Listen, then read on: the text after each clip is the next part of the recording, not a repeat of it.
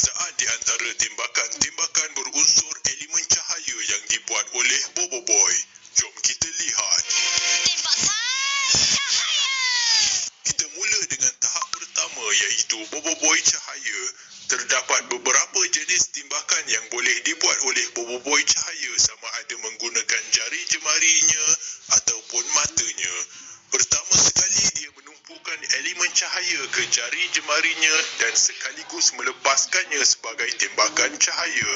Dia boleh juga melepaskan sinaran-sinaran berupa laser yang lebih kecil secara berterusan. Dinamakan sebagai tembakan jari cahaya.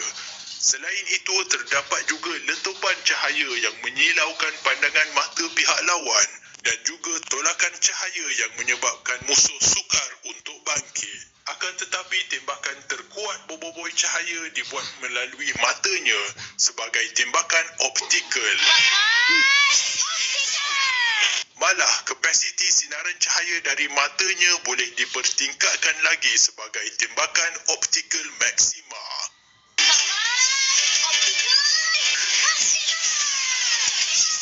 Kemudian kita beralih kepada tahap kedua iaitu Bobo Boy solar. Tembakan yang pertama kita pernah lihat adalah dalam Bobo Boy movie pertama di mana tembakan daripada mata Bobo Boy solar digandakan lagi menggunakan cermin matanya menghasilkan apa yang dinamakan sebagai tembakan solar. Dalam Bobo Boy Galaxy pula ada juga tembakan solar biasa yang datang daripada tangannya. Dan juga terdapat sinaran solar yang sekadar berfungsi untuk memancar cahaya yang kuat, bukan untuk menyerang. Akan tetapi serangan terhebat Bobo Boy solar adalah tembakan solar gerhana. Di sini, Bobo Boy solar memanifestasikan kuasa cahaya di sekelilingnya dengan gerakan tangan untuk membuat bulatan berbentuk gerhana matahari. Tenaga yang dilepaskan sangat kuat dan memecahkan semua yang ada dalam laluannya.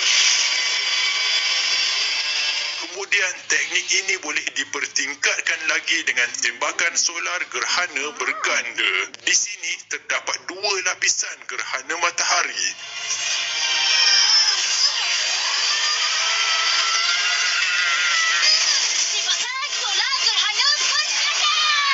Mata Bobo Boy solar juga bercahaya dengan sinaran laser yang memperkuatkan lagi tembakan daripada tangan Bobo Boy.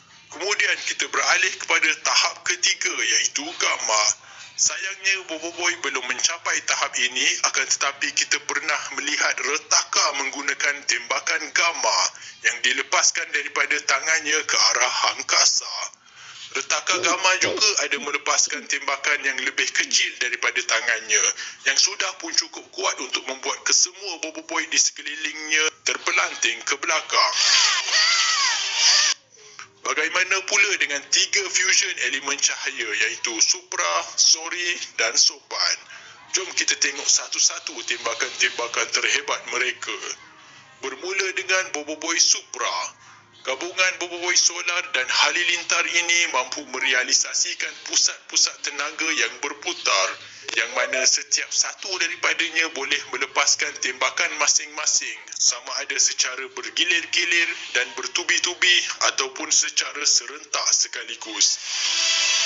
Ini dinamakan sebagai tembakan Super Supra. Malah bulatan-bulatan ini boleh disusun secara berlapis-lapis seperti teropong yang panjang yang secara langsung memaksimalkan lagi tembakan Super Supra ini ke peringkat yang tak terjangkau. Beralih kepada fusion seterusnya iaitu Bobo Boy Sori. Gabungan Bobo Boy solar dan duri ini mampu menumbuhkan sekuntum bunga bernama bunga mekar berduri. Bunga gergasi ini boleh memuntahkan pancaran suria yang sangat besar hasil daripada sinaran cahaya di sekelilingnya yang disedut dan dikumpulkan oleh tumbuhan ini. Malah, jika dilihat betul-betul, spora-spora bunga berbentuk cahaya juga muncul di sekeliling dan menghasilkan tembakan sendiri yang bergabung dengan tembakan besar di tengah. Serangan ini dinamakan tembakan Sori berduri. Dan akhirnya tiba giliran boboi sopan pula. Gabungan boboi solar dan taufan ini belum lagi muncul dalam bentuk animasi di siri Boboi Galaxy. Tapi kita sudah pun nampak beberapa serangan-serangannya yang berbentuk tembakan dalam komik. Mula-mula adalah pusaran taufan solar iaitu serangan tenaga cahaya yang berpusing-pusing dalam angin taufan.